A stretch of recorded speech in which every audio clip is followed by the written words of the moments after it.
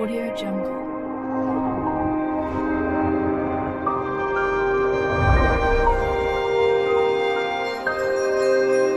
Audio Jungle. दोस्तों इस video में हम वर्ल्ड ज्योग्राफी के जो हमारे रिमेनिंग टॉपिक बच रहे हैं उसमें से हम डिस्कस करेंगे भूकंप को।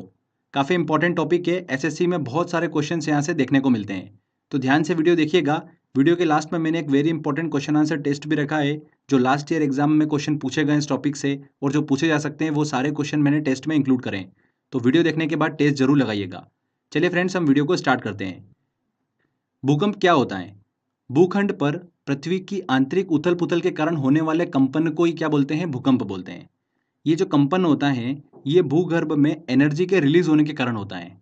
ओके, भूकंप के कंपन के दौरान कई सारी तरंगे जो होती हैं वो उत्पन्न होती हैं। ये तरंगे जिस पॉइंट से उत्पन्न होती हैं उस पॉइंट को क्या बोलते हैं? फोकस बोलते हैं, या फिर भूकंप मूल या भूकंप केंद्र कहा जाता है। जिस पॉइंट से ये तरंगे जो होती हैं, भूकंपी तरंगे जो होती हैं वो उत्पन्न होती हैं, उसे क्या कहते हैं? भूकंप मूल या भूकंप केंद्र कहते हैं। और उत्पन्न होने के बाद में ये तरंगे जो होती हैं वो चारों ओर गति करती हैं। ठीक है, पृथ्वी के अंदर चारों ओर गति करती हैं।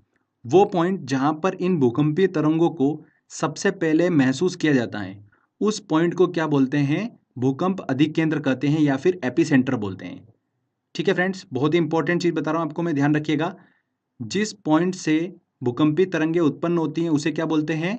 भूकंप मूल या भूकंप केंद्र बोलते हैं। और जिस पॉइंट पर इन भूकंपी तरंगों को सबसे पहले महसूस किया जाता है उसे क्या बोला जाता है? भूकंप अधिकेंद्र कहा जाता है या फिर एपिसेंटर कहा जाता है। ये जो एपिसेंटर होता है ये भूकंप केंद्र मतलब फोकस के ठीक ऊपर 90 डिग्री पर होता है। ठीक है, ये चीज भी आप ध्यान रखिएगा। एक और इम्पॉर्टेंट पॉइंट, भूकंप आने से पहले वायुमंडल में रेडॉन गैसों की मात्रा में एकदम से वृद्धि हो जाती है, जो कि भूकंप आने का संकेत होती हैं। इससे पहले हमने बात की थी कि भूकंप आने के दौरान कई तरह की भूकंपी तरंगे जो होती हैं वो उत्पन्न होती हैं। तो कौन कौन सी तरंगे उत्पन्न होती हैं, चलिए हम उसको अच्छे से डिस्कस करते हैं। तो जो तरंगे उत्पन्न होती हैं वो होती हैं पी तरंगे, एस तरंगे और एल तरंगे। कभी कभी एग्जाम में डायरेक्टली पूछ लेते हैं कि निम्न में से कौन सी भूकंपी तरंगे हैं? पी तरंगे, एस तरंगे और एल तरंगे। ध्यान रखिएगा, ये 3 टाइप की भूकंपी तरंगे होती हैं। पी तरंगों की बात करते हैं तो इन्हें प्राइमरी वेव्स बोलते हैं। ये भूकंपी तरंगे जो होती हैं ये सबसे तीव्र गति से चलती हैं। जितनी भी भूकंपी तरंगे हैं उसमें सबसे तीव्र गति से कौन सी चलती हैं? पी तरंगे चलती हैं। और सबसे पहले जो एपिसेंटर है वहां पर कौन सी तरंगे पहुंचती हैं? पी तरंगे ही पहुंचती हैं। ठीक है, एपिसेंटर क्या है मैंने आपको बताया था, जहां पर भूकंपी तरंगों को सबसे पहले महसूस किया जाता है वहां पर सबसे पहले कौन सी तरंगे पहुंचती हैं? पी तरंगे। इनकी जो गति होती है वो होती है लगभग 8 किलोमीटर प्रति सेकेंड। ये तरंगे जो होती हैं सॉलिड और लिक्विड दोनों मीडियम में से गति कर सकती हैं। पी तरंगे सॉलिड और लिक्विड दोनों माध्यम में से गति कर सकती हैं। इसके बाद देखिए हम बात करते हैं एस तरंग के बारे में। एस तरंगे मतलब सेकेंडरी वेव्स। ये तरंगे जो होती हैं सिर्फ और सिर्फ सॉलिड में ही गति कर सकती हैं। ठीक है, लिक्विड में ये लुप्त हो जाती हैं। इनकी जो गति होती है वो 4 से 6 किलोमीटर प्रति सेकंड होती है, एस तरंगों की गति। इसके बाद देखिए आता है एल तरंगे, जिन्हें क्या बोला जाता है? लॉन्ग पीरियड वेव्स भी बोलते हैं और सरफेस वेव भी बोलते हैं। ये तरंगे जो होती हैं एपिसेंटर पे सबसे लास्ट में पहुंचती हैं, क्योंकि ये सबसे कम गति वाली भूकंपी तरंगे होती हैं। और ध्यान रखिएगा, वेरी वेरी इंपॉर्टेंट, अगर तीनों तरंगों में से बात करें कि सबसे विनाशकारी तरंगे कौन सी होती हैं तो कौन सी होती हैं? एल तरंगे। एल तरंगे जो होती हैं सबसे ज़्यादा विनाशकारी तरंगे होती हैं। पी तरंगे और एस तरंगे जो होती हैं ये पुश करते हुए आगे बढ़ती हैं, जबकि एल तरंगे जो होती हैं वो जिगजैग वे में आगे की ओर बढ़ती हैं। तो ये देखिए हमने जो भूकंपी तरंगे थी उनको अच्छे से समझा। इसके बाद देखिए हम बात करते हैं कि इन भूकंपी तरंगों को मेजर किससे किया जाता है। तो जिस यंत्र से मेजर किया जाता है इन भूकंपी तरंगों को उसे क्या बोलते हैं? सिस्मोग्राफ कहते हैं। सिस्मोग्राफ जो होता है इन भूकंपी तरंगों की इंटेंसिटी को मेजर करता है। ठीक है, और मेजर जो करता है वो कई स्केल्स पे करता है, जैसे कि रिक्टर स्केल, रॉसीफेरल स्केल। ये एसएससी में क्वेश्चन पूछा गया था। अब देखिए आगे बात करते हैं कि विश्व के ऐसे कौन से क्षेत्र हैं जो सबसे ज़्यादा भूकंप से प्रभावित क्षेत्र हैं। तो पूरे विश्व को 3 भूकंपी क्षेत्रों में विभाजित किया गया है। सबसे पहला आता है प्रशांत महासागरीय पेटी, सरकम पैसिफिक बेल्ट। पूरे विश्व के 63% भूकंप जो हैं वो इसी क्षेत्र में आते हैं। और इस क्षेत्र में Chile, California, Alaska, New Zealand, Japan, ये सारे जो देश हैं वो इसी क्षेत्र में आते हैं। सेकंड नंबर पे देखिए आता है हमारा मिड कॉन्टिनेंटल बेल्ट। इसे क्या बोला जाता है? मध्य महाद्वीपीय पेटी। पूरे विश्व के 21% भूकंप जो हैं वो इसी क्षेत्र में आते हैं। और ध्यान रखिएगा भारत का भूकंपी क्षेत्र भी इसी बेल्ट में आता है। मिड कॉन्टिनेंटल बेल्ट में। इसके बाद देखिए तीसरा जो क्षेत्र आता है वो आता है मध्य अटलांटिक पेटी, मिड अटलांटिक बेल्ट। पूरे विश्व के 16% भूकंप जो हैं वो इसी क्षेत्र में देखने को मिलते हैं। तो ये देखिए हमने बात करी कि विश्व के ऐसे कौन से क्षेत्र हैं जो सबसे ज़्यादा भूकंप से प्रभावित हैं। तो सबसे ज़्यादा कौन सा प्रभावित है? प्रशांत महासागरीय पेटी। इसके बाद देखिए एसएससी में क्वेश्चन पूछा गया था कि भूकंप आने के जो प्रमुख कारण होते हैं वो क्या होते हैं। ठीक है, तो वो भी हम डिस्कस कर लेते हैं। देखिए भूकंप आने के जो प्रमुख कारण होते हैं वो होते हैं ज्वालामुखी विस्फोट, हिमखंडों के खिसकने से भूकंप आते हैं, और सबसे इंपॉर्टेंट ध्यान रखिएगा पृथ्वी की प्लेटों के असंतुलन से। जो पृथ्वी की प्लेटें हैं उनके खिसकने और टकराव के कारण भूकंप जो हैं वो देखने को मिलते हैं। और एक टर्म ध्यान रखिएगा, पृथ्वी की प्लेटों के खिसकने और टकराव को क्या बोला जाता है? टेक्टोनिज्म बोला जाता है। ठीक है, तो डायरेक्टली एग्जाम में आपसे ये क्वेश्चन पूछ लेते हैं। 2016 एसएससी में क्वेश्चन पूछा गया था। देखिए फ्रेंड्स, इसके बाद हम बात करते हैं एक टर्म को, वो है सुनामी। यहाँ से भी क्वेश्चन एग्जाम में देखने को मिल जाते हैं।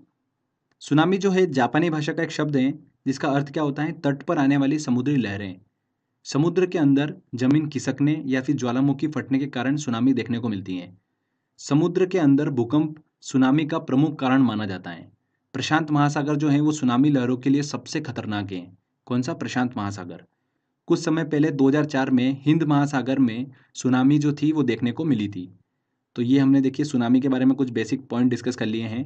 तो यहाँ पर हमारा देखिए भूकंप वाला टॉपिक कंप्लीट होता है। जितना भी थ्योरी सेक्शन था वो सारा हमने अच्छे से डिस्कस कर लिया है। तो चलिए अब हम चलते हैं टेस्ट की ओर। सारे जितने भी इंपॉर्टेंट क्वेश्चन हैं वो सारे हम सॉल्व करते हैं।